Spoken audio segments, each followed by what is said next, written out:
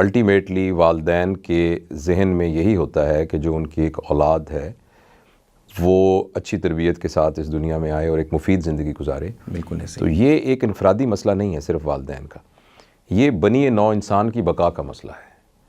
کیونکہ بنی نوع انسان کی جو بقا ہے اور اس کے جو شعور کے اندر ترقی ہونی ہے، اس بات کا تعلق اس بات سے ہے کہ اس کی آنے والی نسل جو ہے وہ پہلے والی نسل سے بہتر ہو.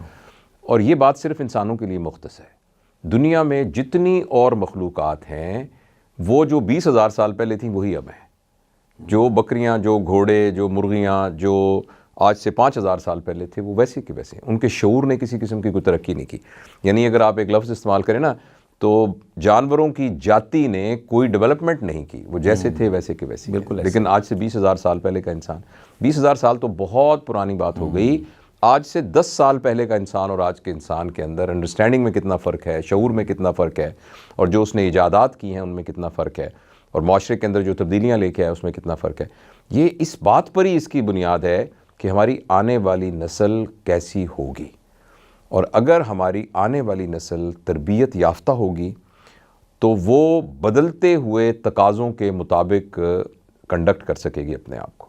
اور اگر وہ تربیت یافتہ نہیں ہوگی تو وہ اپنے لیے بھی نقصان دہ ہوگی اور دوسروں کے لیے بھی نقصان دہ ہوگی. تو ایک تو بنیادی طور پر یہ بات سمجھنی بہت ضروری ہے کہ ہم سب کا جو بنیادی مسئلہ ہے وہ بنیادی مسئلہ یہ ہے کہ ہماری جو اگلی جنریشن ہے وہ ہم سے بہتر ہو. وہ اپنے شعور میں، اپنی انڈرسٹینڈنگ میں، اپنے علم میں، اپنی تربیت میں، اپنے مزاج میں ہم سے بہتر ہو.